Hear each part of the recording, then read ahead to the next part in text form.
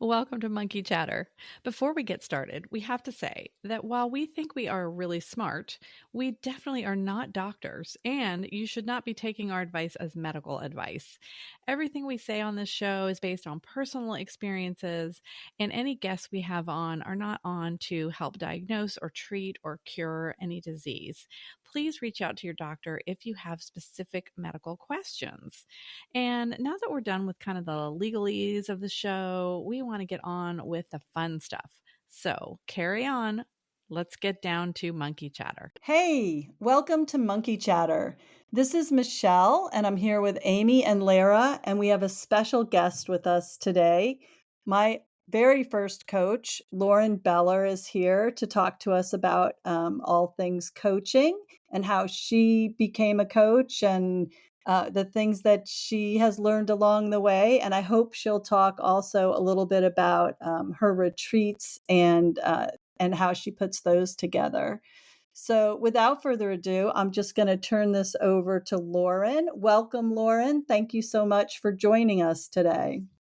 Thank you, Michelle, and good to meet you, Amy and Lara. I'm happy to be here. And Yeah, thanks for joining us. Lorin, I was hoping you could start us off by talking a little bit about how you came to coaching. I know you've been a coach for over 20 years now, and I think that just would be a great lead in is to your experience, how you ended up here. Actually, I'm happy to share that. And coaching found me. It's not like I found it, which I think is very different for most people. I had a business prior to this, and I was in my late 20s. Started a technology business with two other partners. We built it from scratch. I learned about sales and marketing. I learned by doing. So I grew that business. I was on the sales and marketing side.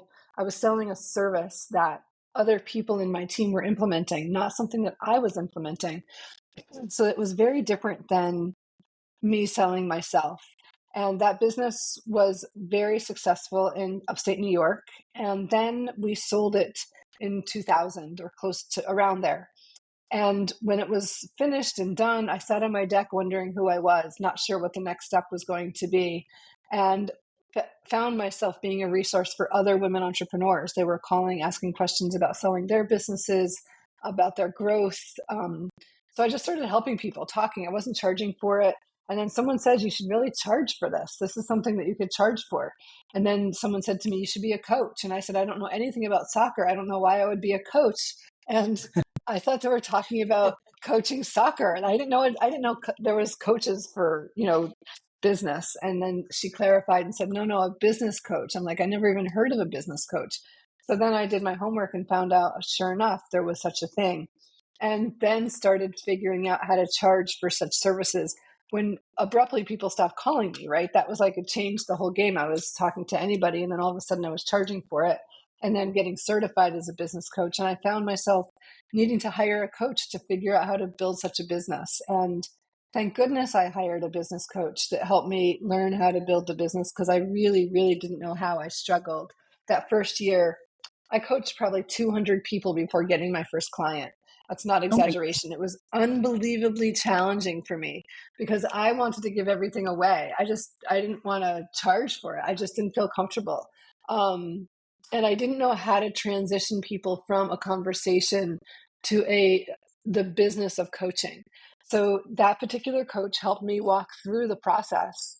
And step by step, I slowly learned my style, not his style, my style. And when I did that very methodically, very thoughtfully, and very much authentically, that's when things clicked. And within my first year of business, I had a decent client base, and it's been a wonderful business. It's been a wonderful business because it's been flexible since 2001. I've been doing this, and it's been flexible. It's been effective financially. I think it's been very effective too for clients. Clients have made major changes, done drastic things that they wouldn't have done without the support. I love, love, love this business, and I wouldn't trade it. People have offered me over the years various jobs, and I've said, nope, I would not leave this business for $1 million. You'd have to pay me over $1 million to leave this business. I always say that to people. Super fun. So I love the flexibility. I love the freedom. I love the impact.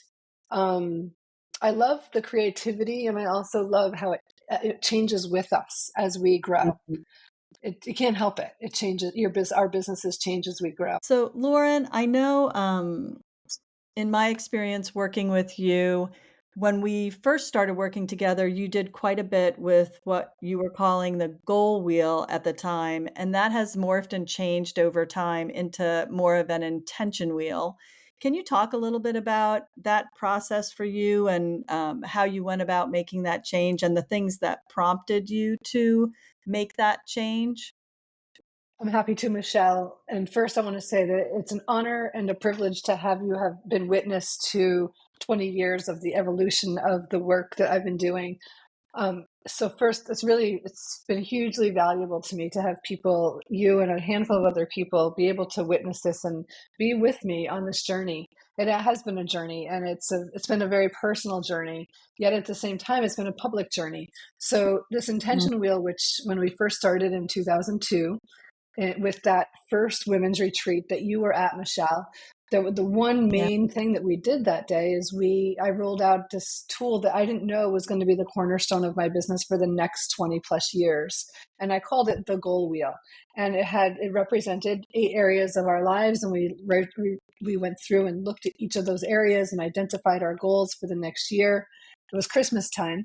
And there was another section that was about intentions, and that was a very small part of the exercise. But over the years, what you've seen and what I've seen is that intentions became more and more valuable. They've become a bigger and bigger part of that wheel and that exercise. And people often think that goals and intentions are the same. But what I've learned over the years is they're absolutely not the same. Goals are the actions we're going to take. They're very measurable. And it's the thing that we do very, very well here in Western society. Where we don't do so well is we don't think about our intentions, and the intentions are who we're being as we go about those tasks. One of the key people that has been super influential in my life as a coach and as a person for that matter was Wayne Dyer. My mother actually introduced me to the first Wayne Dyer book I ever read when I was 16 years old called Real Magic. And then he wrote a book, I don't know, I think it was probably 15 years ago, called The Power of Intention. And that book was instrumental Mm. in helping me understand the absolute difference between goals and intentions. So over the years, it wasn't just me that was seeing the power of intention, but also witnessing my clients and how intentions really mattered. If we put our energy on intentions versus goals, much more magic would happen. And that was miraculous to me. So over the years, that the intention aspect of the wheel has gotten bigger and the goals have gotten smaller, and we changed the name from a goal wheel to an intention wheel. There's no other wheel that I know like it out there, and there's nobody else doing intention wheels. So I love the fact that we've changed the name. I love the focus. I think it's much more powerful. So that's been a big transition in my business in the past 20 years, Michelle. I appreciate you noticing and bringing that to light today.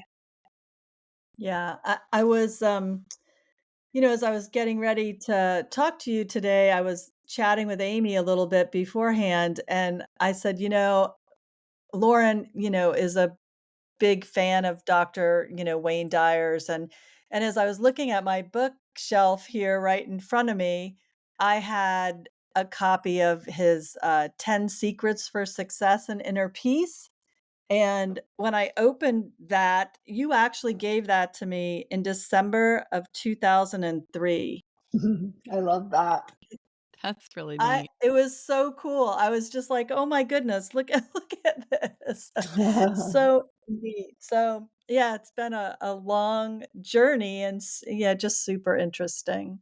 Um, Amy, Lara, any questions for Lauren around that? I I don't don't oh, really oh, sorry. no, it's It's okay. hard when we can't see each other. I know, I thought the same thing. I was like, we're so used to having a camera on. Uh, Um, Go ahead, Lara. well, I just wanted to say I love the whole when you said instead of, making it goal or, pushing and to do it, it's more intention driven and the whole meeting the universe and having the universe meet you. And we've talked about intention setting in the past on this podcast and how intentions can drive so much good in your life. Um, and it's that really hit hard for me because I really truly believe in that. And I love that you've changed the intention wheel to the intention wheel. I think actually, when Michelle was starting her coaching practice, she used me a little bit as a guinea pig, and I absolutely loved our sessions. And we did some of that work together, just as exercises, and I just was amazed. Because I just feel like everything we do or put out into the world is intention, whether we realize it or not. And knowing that we can control that intention, we can manifest it, if you want to use that word. That's a great word. I love manifestation. I love the idea of it. It makes it easier, in my opinion. And as you said, not pushing, but it's like you're attracting what you want in your life, is instead of chasing after it. Does that resonate at all with how what you see with your clients? Yes, and I would add to that there's two parts. There's a sense of responsibility for our intentions, right? So that we are very clear with what our intentions are, and also a sense of responsibility when our intentions don't unfold the way we anticipate. Like sometimes we have great intentions to have a really positive conversation with somebody and it blows up. And just because we had good intentions doesn't mean we still are not responsible for the impact that we created. Mm, So I think that's a yeah, really that's important piece, that it's really important to have consciously what our intentions are, but then it's just as important to be clear about the impact of our intentions, whether it is what we anticipated or what we did not anticipate. Both are our responsibility. oh, Mm, that's great. yeah, that's really good. So, Lauren, my question is, I guess, changing subjects just a bit, but what have you and Michelle had alluded to this, that we had a call the other week or recorded a podcast the other week that was, just us talking about our experiences coaching as well as being coached. So curious as to what your experience has been with what makes a really good client. And without without throwing anyone under the bus or anything like that, what maybe makes a not so great client. So people who are looking to do some sort of coaching, do you feel like there are things that they should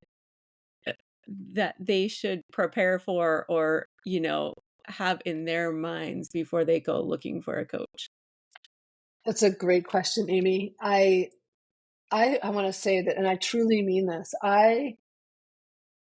When I coach a client in a sample session, a first session, I do my best to ask enough questions about who they are and what they're looking for so that I literally ask the questions for the sake of, can I love this person through what they're going through?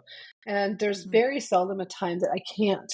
If someone is being genuine, if someone truly wants to be coached, it's easy to fall in love with people, right? It's easy to be their champion. It's easy to be their cheerleader. And that's always what I want to be for somebody, because who am I to say they can't do something? Who am I to say that that's not possible? Like that's why people do miraculous things, is because somebody believed in them. So for me, a client is the greatest client when they are coachable, when they are open to hearing questions that are big questions, and they can come up with their own big answers. And sometimes I'll say, do you want some feedback on that? And I'll very, very, very clearly, I'm very thoughtful about not extinguishing someone's light or their excitement or their desires. I think it's really important from a responsibility perspective for us never to do that as coaches. Um, but for Mm, me, like, I'm always looking for the bright lights they get more bright by the end of a conversation. And it's easy again to fall in love with my clients. And I love that. I don't know if that answers your question, Amy, but yeah. yeah. Yeah. No, that's that definitely struck a chord for sure. Aw. So, yeah. No, that's great. I have to say as, I am not an easy client, and it's and, having worked with Lauren for many years on and off, and other coaches that have been in Lauren's group of coaches, um, it's I think about that, right? Like, what does make a good client? How, you know, like when you show up to coaching and, I can be a little resistant. and, and it's when You, Lauren, Michelle? yeah, yeah, Resistant? me. Okay, I know. Enough, you two. I have no idea what you're talking about. yeah. But I think that, when I think about what makes a good coach and what Lauren has done, so masterfully with me over the years is, allowing space for that, but she has never let me go because of it. Do you know what I mean? Like, it there's always been enough, I don't know what to call it, but just enough support there and enough, I don't know, I can't really put my finger on the right word, but as a client who is not always the easiest of clients, it's great to know that you can show up with your coach as you are, and that by the end of that session, something will have shifted, Mhm. something there'll be a little thought there. So, Lauren, I just want to say that you are masterful at that of holding your clients even when they're maybe not at their most coachable, if that makes sense. It does, Michelle. And first of all, you're not a difficult client. And don't you think that that's why people want coaching, is that so they can show up when they're not doing so well and just be reminded and brought back to who they truly are when they are well, when they are excited, when they are their brightest light in that moment that they can be. It really, coaching is about helping us continue to return to our best selves. And Mm. Mm. that's why it's important to be able to show up authentically. That's why it's important to show up when we're struggling and share the struggle versus avoid the struggle. And if we keep returning to our best selves, we keep returning to our positive intentions and continue to grow that muscle, that's we can do that over time for ourselves versus with a coach. Mm. That's Mm. really good. Yeah. Can I ask you guys, both Michelle and Lauren, I guess? So you found Lauren right when she started really her coaching career. How did you find Lauren? And Lauren, what were you doing at that time to attract clients? It's a great Okay, so this question. is so funny. Oh my gosh, Lara, this is hysterical, right? Because this was before like social media. Mhm. And That's true. this is like, and I literally, now I maybe misremembering this a little bit. Um, and I'm not sure exactly where I saw this, but and Lauren, correct me if I'm wrong, but I saw this on a flyer somewhere, like right? Like on a bulletin board or, because I remember distinctly, like, that is how I saw it. So or I knew about it, right? So, like, copying down the phone number and calling, like, that was Yeah, how you did it back then. Oh, that, wow. yeah, So, I old right? fashioned, Like, old fashioned. yeah, yeah, I Was remember it a and retreat initially, or was it just for like signing up for coaching? no, it was, I didn't even know what coaching like, I didn't even know that there was such a thing. I just was having a really hard time figuring out work. In fact, I had, been working with a therapist because I thought there was something wrong with me that I couldn't figure out how to make work work. I'm like, clearly I have a problem. And she had finally said to me, I can't, I can't help you anymore. I think medication might be an Oh, option. God. And I was like, I Great don't think therapy. that's Wow. it, right? So I was super open to like, there must be something else out there. And I must have seen this flyer like in that time frame. And it was for this, I don't even know how you promote. Do you remember how like what you called it Um, back then, Laura? yeah, it was a retreat for getting prepped for your next year, because it was we had it in December and the goal was to look forward in 2003. It was in 2002, so it was something about a women's retreat about looking forward to the next year. And the funny thing is I do that every year ever since, either live in person Wow. or now by Zoom.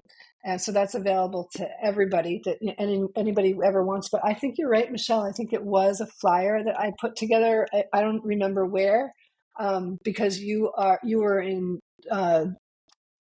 probably an hour from me, so I don't know where I would have posted that you would have seen it. But yeah, Yeah. you're right. That was an hour, but I was on the road then, so I was covering that territory. So I was, who knows?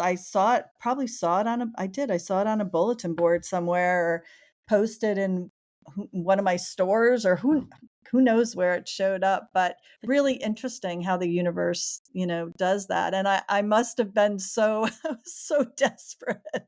I was like, "Oh my god, maybe this can help me." But I didn't even know that, like, coaching existed or what that was. I was just going to that one-day workshop hoping that, that would help me figure out how to have a better year.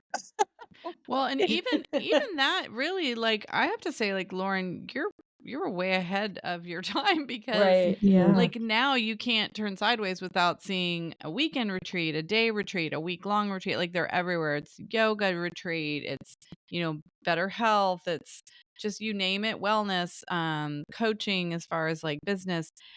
And I wonder, like, you were really kind of a pioneer in that, it sounds like. Like, how did you develop this idea for this like workshop or this one day women's retreat, back then when it really wasn't very common? I love that you see that. I too felt like I was the only one in the world doing it, Lara. And next thing I know, 5, 10 years later, the whole world is doing it. I agree with you 100%. I'm like, I'm responsible for that. No, I'm only joking. Um,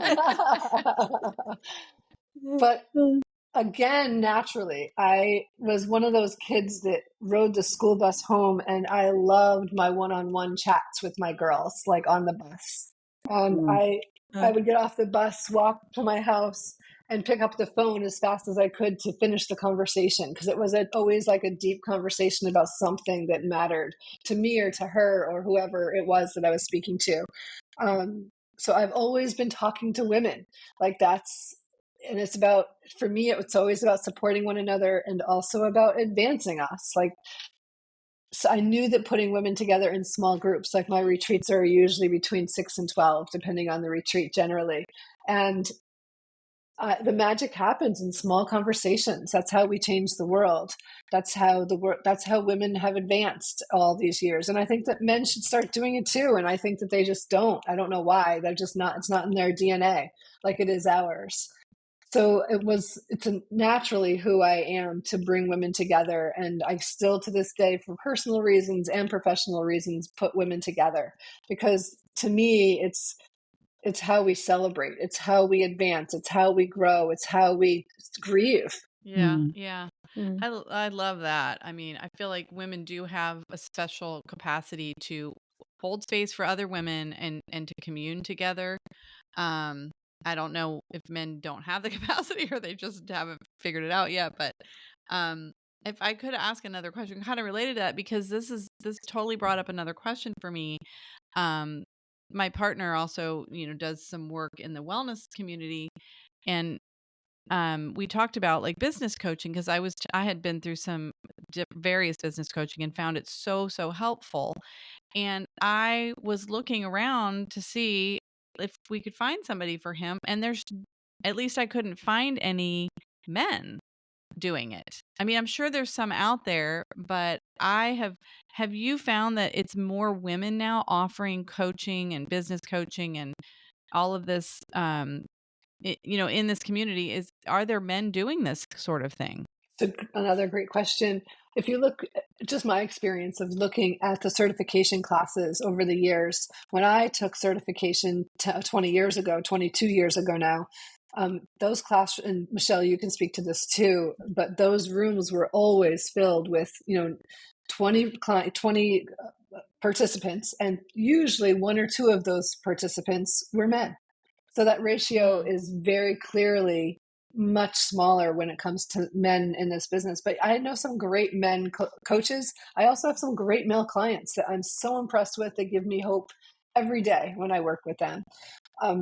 So it's there. Yeah, I hear you. There's not as many men, but I think that there are men. I know some great men coaching right now. That's good to know. I might I might have to hit you up later for some I'm happy to. suggestions. Yeah, happy to pass on some names to you. Yeah, I think when I went through CTI, so that was back, I don't know when that was, before COVID. Um, definitely it was heavier on the, more women than men, but there was a good representation. Maybe it was because I did mine in Washington, D.C.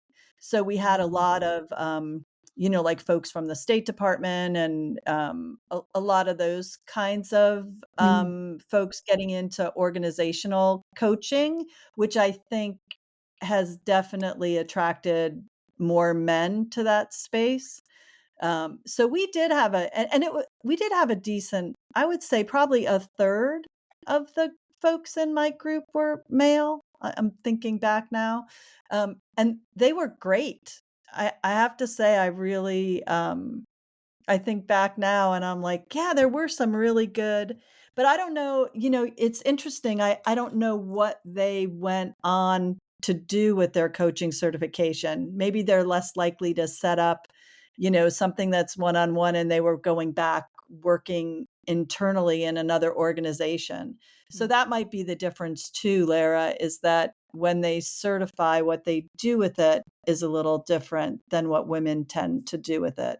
Does that sound like reasonable, Lorin? I don't know. I'm like, am I making that up? I don't really know. I really don't know. The men that I know are all solopreneurs that have their own business that have been doing it for a very long time. Yeah.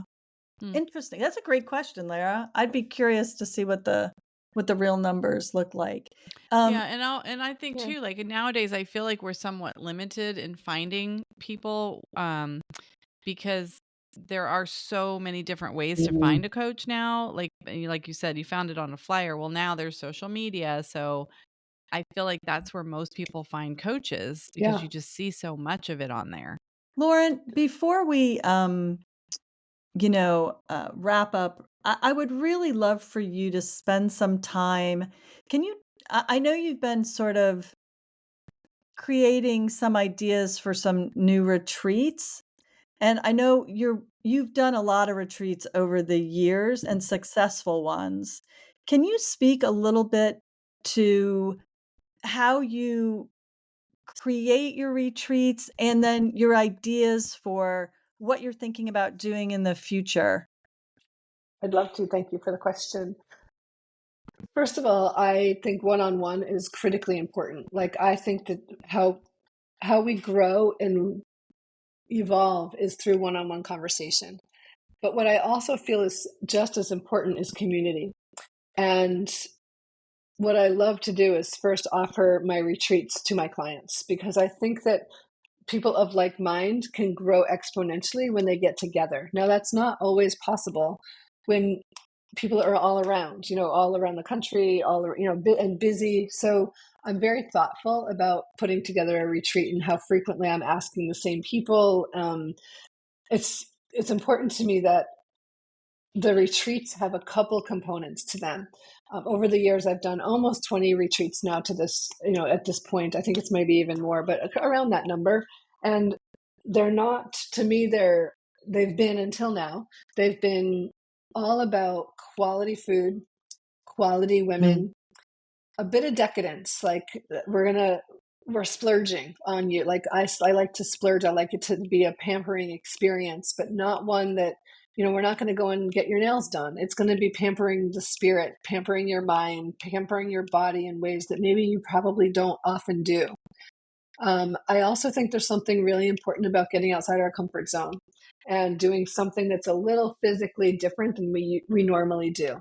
For some people, they love it. For some people, it creates a little stress. But we're here retreats are about supporting each other through whatever it is that we do. Those components are they make a retreat for me. Like those are really important. So the other piece is there's celebratory aspect to it as well. There always has been. So these retreats that I've been doing, I call them starfish retreats. They've been going on again since I think 2003 is when I started my first one, but 2002 was the first initial day-long retreat. And now I'm adding a whole, those have been on the West Coast the past 10 years or so. And because I'm from the Northeast, I want to add another type of series, if you will, or type of brand, and it is more sagey. So I'm calling them sage retreats, and they're about wisdom. They're also going to be about health, but a different kind of health. I think people think about health and physically tend to be what we eat and our exercise. But I think there's so much more to health. I have a master's in health education, so I love health. And to me, there's a deeper aspect in how we think about health. It's mind, it's body, it's emotions, it's our energy. So I want to have people be more thoughtful about what is not working for them from a vibrancy perspective, and getting clear on what's not working today for them, and just trying to eliminate that one behavior, one thing that will make them more vibrant or less vibrant, however you want to think about it. And practice that for a little bit of time and see how you feel, to give yourself some feedback. So sage retreats are not going to have alcohol. They won't have sugar. So I used to have all my food be just gluten-free, but I'm realizing, no, we need to take away the sugar. Like we need to dive even deeper to what health could and should look like for women from middle age on. As I'm aging, I'm seeing, wow, our bodies as women really change, and we can't do the things to our bodies that we used to do. It's not as resilient. A wonderful doctor once said to me, your body will take really good care of you until you're about 50. And after 50, it's your responsibility to take good care of your body, because it can no longer do what it could do for you. And I thought that was brilliant. And I think that women don't know what that means. So I'm going to have those retreats sort of, quote, force people to do the basics, and then have them come with their own agenda of what saging for them is. In other words, sage is wisdom, but sage is also when you sage a home, right? To get rid of the negative energy. So the sage retreats are going to be on the East Coast. The starfish retreats will be on the West Coast. I don't know why I'm doing that. That just feels fun to me. I like the balance of that. I always thought that the Statue of Liberty being in the East Coast, we needed to have a West Coast Statue of Responsibility. I always felt like they needed to have their balance. So to me, that balance of those two retreats, they seem important. So anyway, retreats are really valuable. It's about community for me. That's really what it's about, is getting people to hear each other, to listen to each other, to relate to one another, and to hear our differences and still love the person after the differences, and have them honor those differences in a way that at the end of the day, they have a new friend that they may not have thought about as a friend, but they are, because they see it there. They see themselves in each other. Well, I'm super excited about those retreats. Thank you. Me too. Yeah, since I've been to a few of yours, on the East Coast and the West Coast, yeah, they're just great. They really, anybody who hasn't tried a retreat and wants to, check something out, I would definitely go check out what Lorin has in mind for her sage retreats especially. I'm really curious to see how those unfold. Um, yeah. So, yeah, I'm super excited. I'm glad you talked about those a little bit. I know we're getting close to the end of our time here. Amy, did you have anything else you wanted to check in with Lorin about or wrap us up? No, I think this has been great. And Lauren, like so much of what you said, I was like, oh goodness, yeah, again, strike a chord, strike a chord, strike a chord. So yeah, it's been great. I've certainly heard lots about you from Michelle through the years. Michelle and I have been friends for quite a long time, so I've heard lots about you. And Michelle has definitely helped me see the power of intention versus goals. I tend to be a bit of a goal kind of girl. So No, not you, Amy. yeah, I know. Michelle has certainly helped me with that. So you know, you I guess have rubbed off on her, which has rubbed off on me, and so I'm very appreciative of that. I love that. Oh, I have to say, Lorin, Amy set one of the best intentions I've ever heard and executed in a way I was blown away by. And Amy, do you remember Yeah. your intention that you set? That's Yeah, a was that great from the one. 2021 Yep. one or the Mhm. one this year? Because this The year's pretty good too, but Well, share both of them because Lorin will appreciate those. yeah, so my 2021 one was live fearlessly motivated. Mhm. Um, and I did all kinds of new fun things that year. So that was yeah, it was perfect. And Michelle was a huge part of because I would not have come up with that on my own. Isn't that, but that's And the it was power of um, brilliant. coaching. It yeah, was so exactly. great. It was great. And then the one this year, it took me quite a long time to get to it. Like I felt like the 2021 one, Michelle and I had a couple of conversations and it kind of just came about. This year I knew what I was getting at, but I just couldn't get to the right words. So this year is just simply relentless. So and it has been a good year for that to be my intention because there's been a lot of relentlessness needed. So yeah, it's been perfect. So yes, thank you. And thanks for taking the time to talk with us. It really has been great. It's been a pleasure. Thank you, Amy. Isn't it funny how intentions they end up being so perfect, but you don't know how you got there. Like they almost come to you. Like it's not like you seek it out, seek it out, seek it out, but all of a sudden when you land on it, it's like that's it. That's the Yeah. perfect one. And then miraculously it meets the year just right. Yeah. Yeah, Mm. and they both certainly 2024 is not over yet, but if it turns out anything like 2021, yeah, it definitely will meet exactly what was needed. Aw. Perfect. I love that. Thank you for sharing that. Mhm. Thank you, Lorin, for sharing all of that for all these years, and, so appreciate you taking the time to come on and talk with us and bearing with some of our technical difficulties, so we really appreciate that, and, you are our first. We have 2 more, coaches that we're gonna talk to, and so you are our first, so thank you for Excellent. that.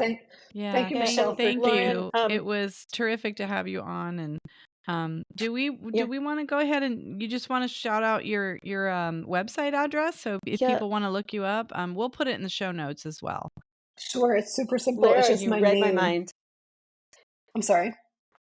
Oh no, I was just gonna say Lara read my mind. I was just gonna ask where Oh, people could find you if Where they're can we perfect. find you? looking for coaching services. I just first before I do that, I just want to say thank you to Michelle for again for being on this journey with me all these years. It's been an honor and a pleasure.